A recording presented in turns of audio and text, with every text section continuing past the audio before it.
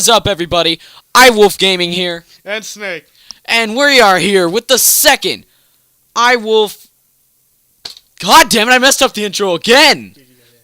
God damn it, Wolff and Snake. Fuck it, I'm not an Wolff and Snake podcast. Second one. Creepypasta Day. I bet most of you out there will like that. Some of you just like creepy shit, and some of you just like creepypastas. We are going to be mentioning 2 that you already probably know, and 2 that I didn't even know of until now.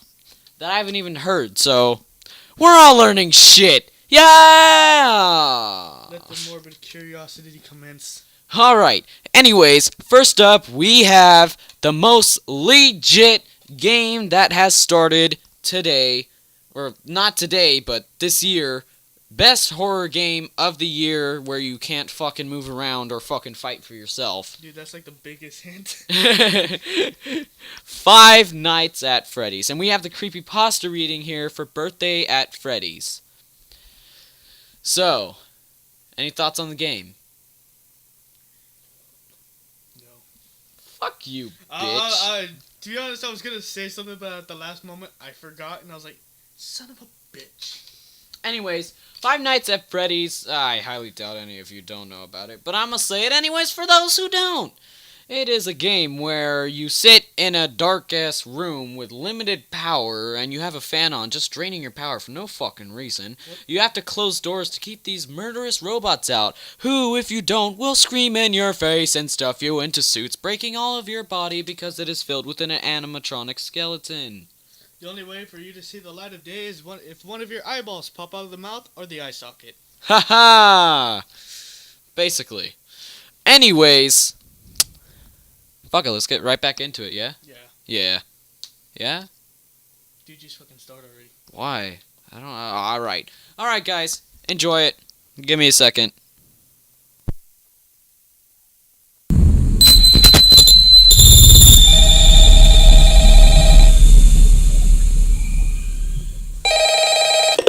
Birthday at Freddy's. Credited to Automaton. Narrated and produced by Jonathan Jones. You know, parents are always finding new ways to entertain or enrich their kids. In fact, the earliest years are the most important in a child's life when it comes to developing their young mind. This was no different for me.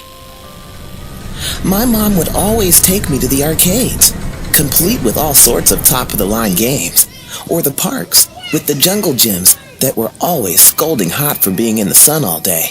There weren't too many options to choose from, but for what they were, those were what made up my fondest childhood memories. As a treat for my 7th birthday, my mom took me to Freddy Fazbear's Pizzeria.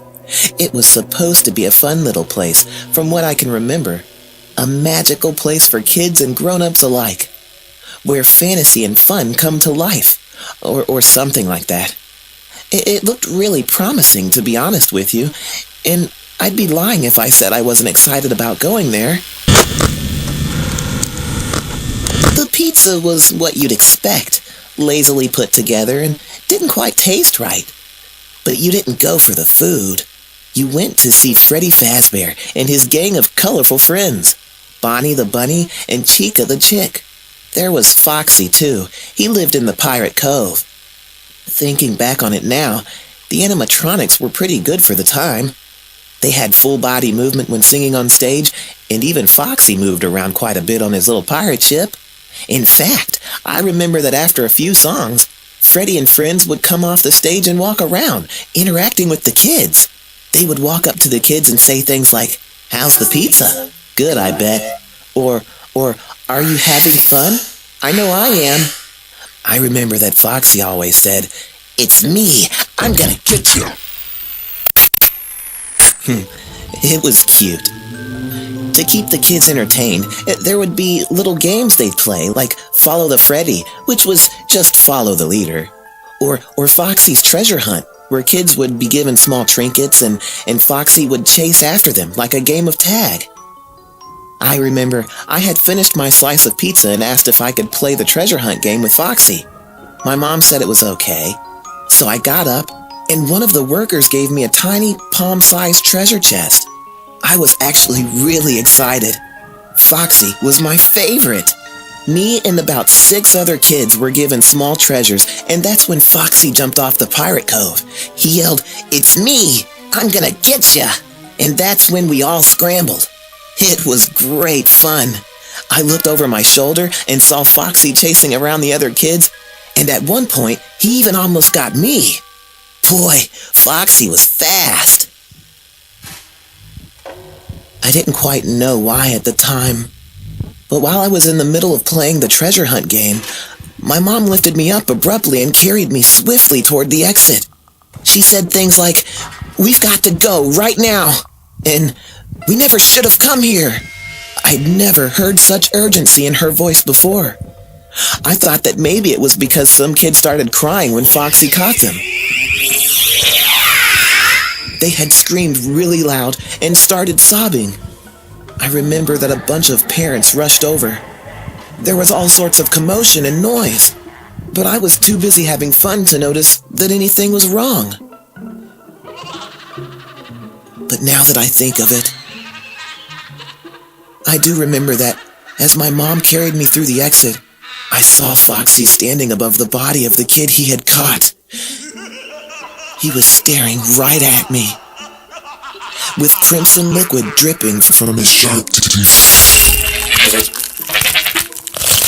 It's me! I'm gonna get ya!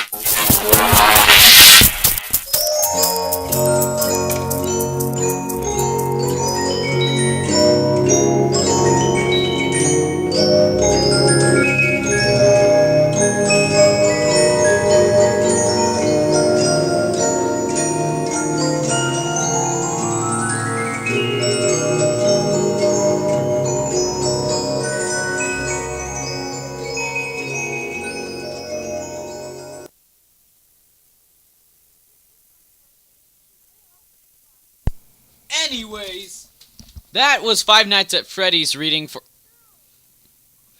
You fucker! This motherfucker over here just starts eating his ice cream as soon as I start talking. Anyways, that was Five Nights at Freddy's Birthday at Freddy's. I just need a part of the Cool Whip. Yeah, we kind of just left after we started it to go get some fucking Cool Whip and some ice cream. Okay. Hey Brian, do you have any Cool Whip? Fuck. How much Cool Whip do you have? You got broken English. Anyways, next we have Tails Doll. Which is really weird of a story. Get away from my face. Stop touching my face! I didn't even touch it. Speak, peasant. How dare you? You hurt my feelings. Just play the goddamn thing. Hello, you hurt my Shut up. feelings? Just play the story. Speak. Talk about the story. It's just a complete shit story where 2 people just play a game of Sonic R. They get a Tails doll, they play tag mode, and just basically defeat Golden Sonic. And get their asses beat. They get killed by a Tails doll at the end, which is kind of stupid.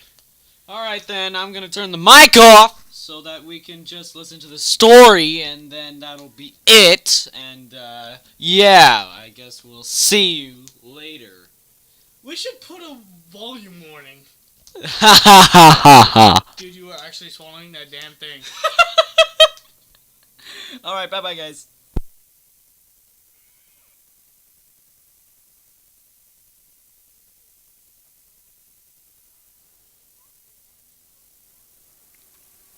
After I got home from work, I thought I'd buy a game for my son.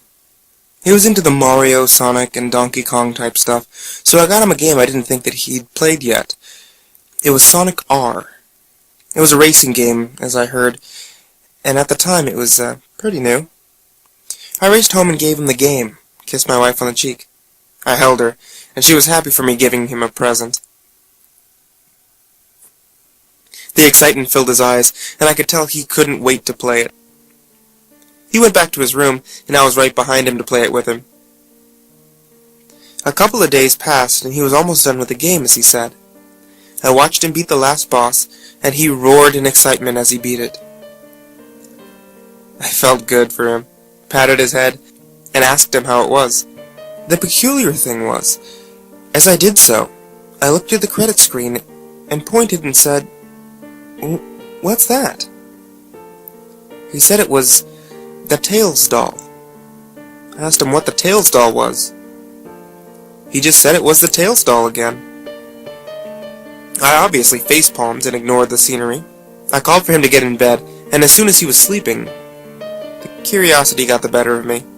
I went into his room, very quietly turned the volume down on the TV, and was ready to play some Sonic R. Knowing he already beat the game, I decided to play it through again, watching him from earlier. I noticed you can play as the Tails doll. Knowing that was the main reason I wanted to play the game, I chose him and tagged him up with some of the gang. It was pretty fun, actually, until I tagged him up with Sonic. Right when I hit that button, my whole life changed. My life was in the palm of its hand. It was all calm at first, I must say. The screen just shut off, along with the game system. I let things be and went to bed with my wife. She grasped onto me, and I did to her, falling into a deep sleep. At around 2 a.m., I started hearing thumps on my door. Keeping it shut, and knowing my son could get whatever he wanted himself, I just said, "Stop, go back to bed." The thumping kept happening. I got very annoyed, and noticed as I got up that there was a little shadow coming from under my door. Nothing at all compared to a regular human-sized shadow. I kind of started freaking out. The word Tails kept popping up in my mind. I started to slowly open the door, and heard these very faint words I will never forget again. "You're coming with me. Forever." It was a doll. An evil, blood-covered, possessed little doll. It was from the game. It had to be. It looked just like it. I screamed and waked the whole house as it started to claw at my toes. Blood was all over the floor, and to this day my feet ache and are sore. It was growling very aggressively, and as my screaming got louder, my wife called the police. It scattered across the floor, running from me. Its screeching was awful, and it left a trail of my blood behind it. It said it has what it needs, knowing it can't finish its job tonight. Ever since, to this day, I'm afraid to go to sleep at night. My sleeping patterns are scattered apart. I go to sleep around 6 a.m. and wake up around 8 p.m. to start my day. I know this may sound fake, but it isn't. I swear to this very day, I'm shocked to even think about falling asleep at night.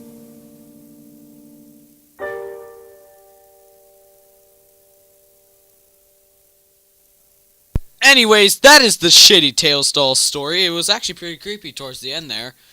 That's all I could hear. Quit touching me with the mic, please. Cut it out! Speak! What the fuck am I supposed to say? I have no idea. Okay, good. Alright then. Next story. Ticker for tick. I feel my brain cells slowly kill themselves. I won. Every time I talk. I Yeah. died. Anyways, this is The Nail, written by an anonymous author, narrated by Stuart Schlomack. The nail. The author was the hammer. The Nail, the author was the hammer. Yep. Good. Alright, we're gonna shut up because we don't know shit about this, so we're just gonna listen to this. Alright, bye guys. Time for sleep. The nail is near. But good children needn't fear. Close the left eye, then the right. Now it's time to say goodnight. Until I was 9, I didn't really think about it. Or if I thought about it at all, I thought it was just a normal lullaby that mothers all over the country sang to their kids. It wasn't till much later that I actually asked around about it and found out that nobody else had heard of it either. Every night, as I lay down to sleep, my mother would sing me that same lullaby. And every night, I would follow along with the words. I would close my left eye when the song said to. I would close my right eye afterward, and then with both eyes closed, I would try to fall asleep. It wasn't until I was 9 that I decided to close my eyes the other way around. I don't think I really expected anything to happen. I think it was just a streak of rebellion, or what passed for rebellion for a 9-year-old. I didn't do it while my mother was singing the lullaby. I didn't want her asking what I was doing, so I went ahead and closed my left eye, then my right, just like the song said. But after my mother left the room, I opened my eyes again. And this time, I closed my right eye. And I immediately opened it again. I had seen something. Someone. In the dim light through my bedroom window, I'd caught a glimpse of something the size and roughly the shape of a man, standing in the far corner of my room. And I thought, just before I opened my right eye again, it had turned toward me. I still remember the thoughts that raced through my head. I wasn't sure I had really seen anything. Maybe it was just my imagination, but what if it wasn't? What if there was something there that I could only see with my right eye closed? But I'd never seen it before. It had never bothered me. Maybe it was harmless, but what if it wasn't? Dreading what I might see, but dreading more what I might not be seeing, I closed my right eye again. It wasn't in the far corner anymore. It was looming right over my bed. And in what little light there was, it looked like it was holding a knife over my chest. As the knife came down, I squirmed out of my bed and onto the floor. I heard the soft susurrus of the blade cutting through the sheets. I kept my right eye closed and kept my left eye on the figure. It had moved when I wasn't looking at it. Even if it hadn't bothered me before, apparently now that I'd seen it once, it was coming after me whether I could see it or not. It stood again, and slowly turned in my direction as I had made my way to the door. As it lurched toward me, I turned on the light, and I got a better look at him. I say him, because that's how I thought of it at the time. But looking back, I'm not at all sure the thing was actually male. Not that I'm sure that it was female, either. Its face and its build were both androgynous. It could have been either. Or maybe neither. I guess it's just for a young boy. Male is the default gender. Everything living is he, until proven otherwise. Anyway, whether it was male or female, both or neither, the figure looked more or less human. But there was just enough wrong with it to mark it out as something else. I can't say everything that was off about it. Some of it I couldn't really put my finger on. The proportions were just a bit different from what they should have been. And there were some other subtle incongruities I couldn't pinpoint. And of course, under the circumstances, I was more focused on getting away from the thing rather than studying its appearance. But even so, there were 3 features that stood out. It had just one eye, bright blue and wide open. Not in the center of its forehead like a cyclops, but just where the left eye would be on a regular human. Where the right eye should have been, there wasn't a hole or a patch, there was just unbroken skin. Like an eye had never been there, like an eye didn't belong there. That wasn't even the weirdest thing. I think the weirdest thing was its mouth. It was smiling, its lips wide open, but there was no opening between those lips. And there weren't actual teeth either. What was there just looked like a flat plate of bone or ceramic, with the outlines of teeth painted onto it. That was the weirdest thing, but the most frightening. What scared me most was its claw. Singular. Claw. What I had thought was a knife in the dim lighting from the window wasn't a knife after all. Most of its fingers were more or less normal. Maybe a little bony, the fingernails maybe a little longer than what they should have been, but nothing inhuman.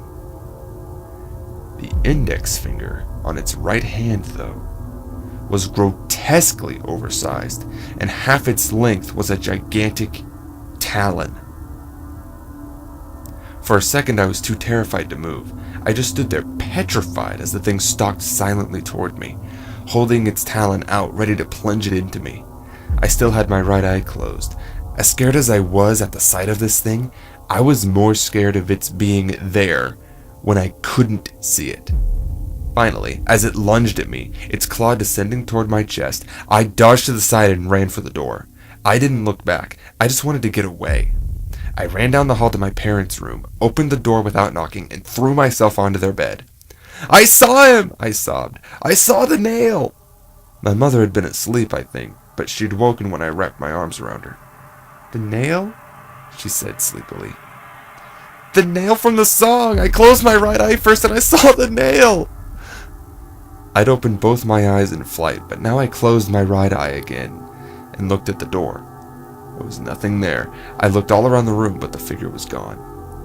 "Honey, it's just a song," my mother told me. "It's just a song." But there was something in her voice that struck me as unconvincing, and I wasn't sure I believed her. I still don't. Anyway, as much as she tried to assure me that I had nothing to worry about, she didn't object to my sleeping in their room from then until we moved out of that house, which we did only a few months later. In the time since then, I've thought of plenty of questions about what I saw that night. If the nail was real, if that's what I saw, and my mother knew about it, why had we stayed in that house for so long? Why hadn't we moved before I saw it? For that matter, why hadn't I seen it before? Of course, I followed the instructions of the lullaby when I went to bed, but could it really be that I'd never closed my right eye at any other time? Did the nail only show up at night? Or could it be that I was so habituated with the lullaby to closing my left eye first that I always unconsciously did that, and I'd really never closed just my right eye before? Anyway, though there's a lot I still wonder about it, nobody else seems to have heard that lullaby. So I guess the nail, if that's what it was that I saw, probably must have been confined to that house. Even so, there's enough I don't understand that since I was 9 years old, I've never closed my right eye without the left. Not when I go to bed, and not at any other time. Just in case.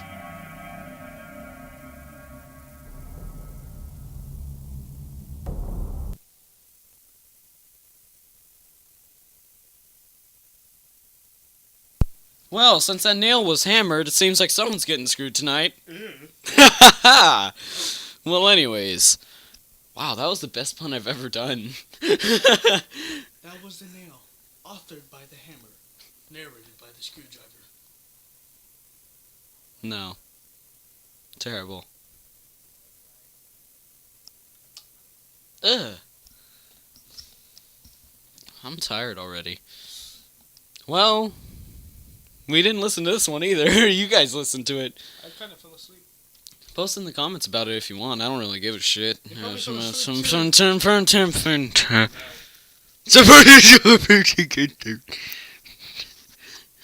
You know what that is, Cody.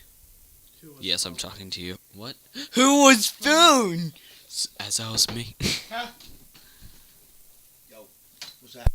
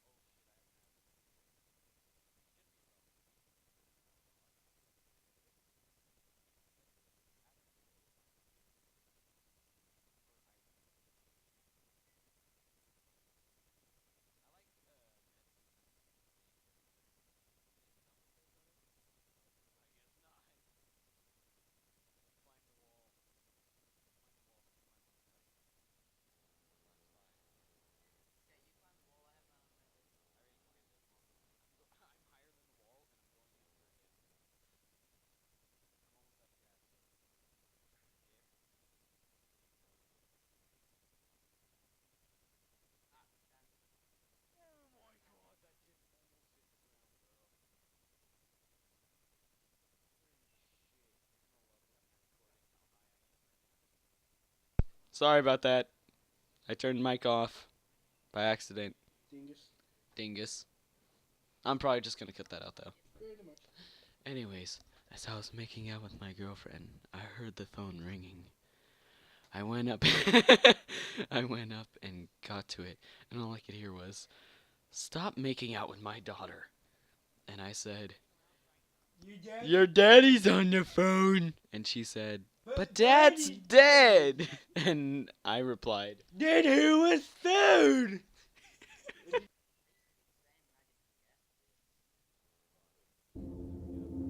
Henry and David were good friends. They had grown up together. Their families were close. As boys, they promised to always stay in touch and never let anything else come between their friendship. They attended high school together, and then college. After graduation, they took jobs with the same company and worked together. Then Henry met a girl and fell in love. He eventually married her, and when he did, David was his best man. Throughout everything, the young men kept their promise to stay in touch and met often to talk and spend time together. Every Thursday night in particular, no matter how bad the weather was, Henry would walk the 2 miles from his home to David's downtown apartment. The two would head to a pub a few blocks away to play pool and talk. There they cracked jokes and complained about their jobs. They had a few drinks and watched the night grow old.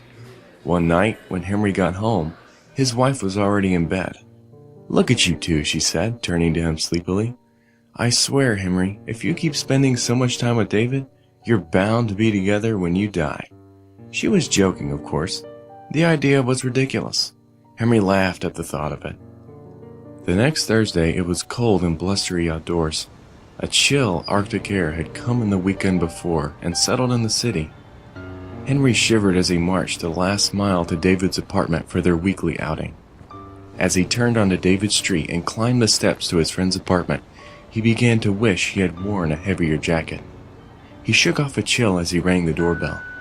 To his surprise, no one answered. It was unlike David to miss their Thursday night game of pool. He rang again and again. Still, no one came to the door. Something must have come up, Henry thought. Maybe he called to let me know. He checked his mobile phone, but there were no messages. He decided to wait a bit. He waited and waited. Still, David did not arrive. Henry rang the doorbell again. Nothing. He tried the door and found it locked. Finally, with a sigh, Henry shrugged and walked home. The next day, David did not show up for work. He had not called to say he was sick or that he was out on an emergency. Henry was concerned. He asked around, but no one knew where David had gone. After work, he called David, but like the doorbell before, there was no answer. Frustrated and worried, Henry went home. That night he could hardly sleep. He could not help but wonder if something terrible had happened to his friend. For the next 5 days, Henry walked to David's apartment and rang the doorbell. Each day, no one answered, and each day no one called. Henry had contacted the police, but they said that they could not begin a search until David had been missing for a week. So when Thursday came again and David had been absent from work for a week with no explanation, Henry decided he would stop by the apartment one last time. This time, he searched more thoroughly. He found that someone had closed the blinds. The lights were off. Stepping into David's unlocked garage, flashlight in hand, Henry found his friend's car parked. Quickly, he searched the car's interior. To his relief, there was no body inside. Henry walked up the stairs to the front door again, then raised his fist to rap on the door, but stopped short. He thought he heard something. He paused. For a moment, pressing his ear to the door, he listened. Yes, he heard something, a faint, shuffling sound coming from inside. Henry put his hand to the doorknob and tried it. To his surprise, it was unlocked. He opened the door slowly and peered into the darkened apartment. At first, he could not see anything. "David!" he called out. No one answered. "David, are you home?" he called again. No answer. He was just about to leave when, out of the corner of his eye, he spotted movement in the back corner of the apartment. In a sliver of light streaming in through a crack in the blinds, he saw a man crouched in the corner. He shone his flashlight there. It was David. He looked pale and thin, and he looked as if he had not shaved in days, but sure enough, it was David. "My friend," Henry said, "where have you been?"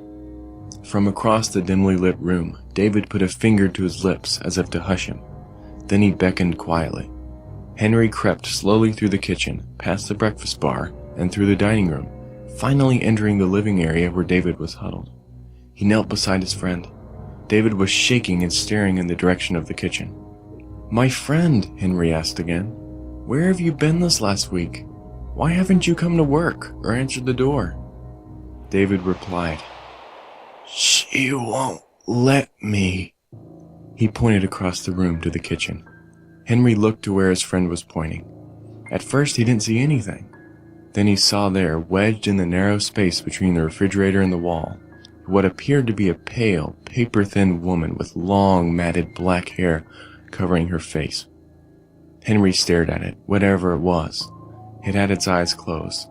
After a moment, Henry came to his senses and grabbed his friend by the arm. "David," he pleaded, "we have got to go." David nodded, and with a glance toward the refrigerator to make sure the thing was still asleep, he rose slowly to his feet. The two made their way slowly across the carpeted living area, into the dining room. They had their eyes on the front door when they stepped onto the slick linoleum floor. They cringed at every step as their shoes squeaked noisily while they attempted to creep to the kitchen. Just then, David stopped. He pulled away from Henry's grip and took a step back, then another. Henry looked back to look David in the face and saw panic. David was staring at the refrigerator again. Henry looked back slowly, and his eyes grew wide.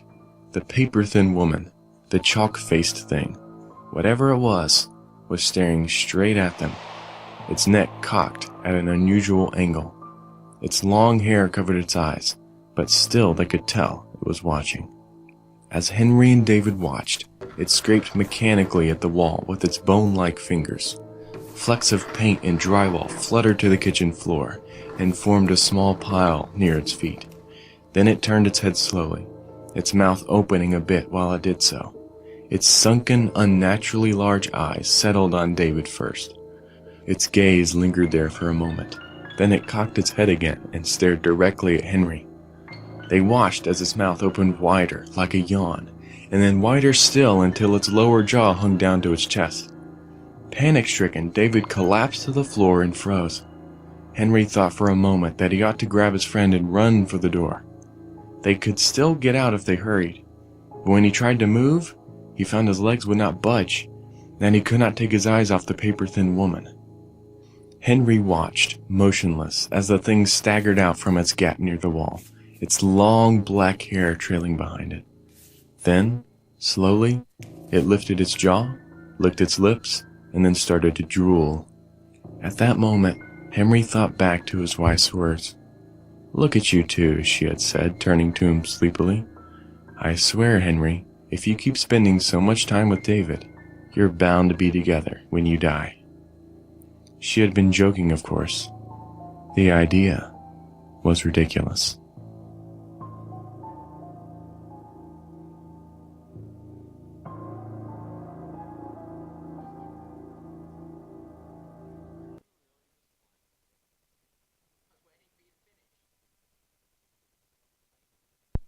Ignoring some bitches right here, back right at you, bitches.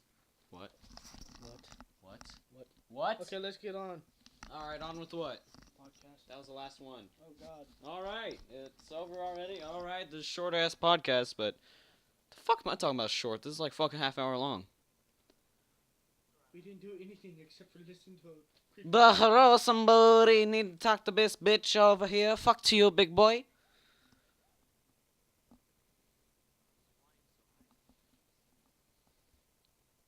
No matter what, I'll feel a slight shame in you.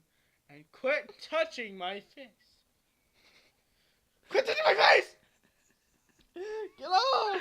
Are you gonna cry? It's got a face fetish! Yo! Get off! Get off! Get off! Back off! Ow! Back off! We're not playing footsies. That hurts. Alright, anyways. I, Wolf. And Snake here. What the fuck was that face? Signing off. Hunting the, hunting the pack. Not alone. Way to Wolf. Way to Wolf. Way to Wolf. No, I'm just kidding. Alright, see you guys later. Shut the fuck up.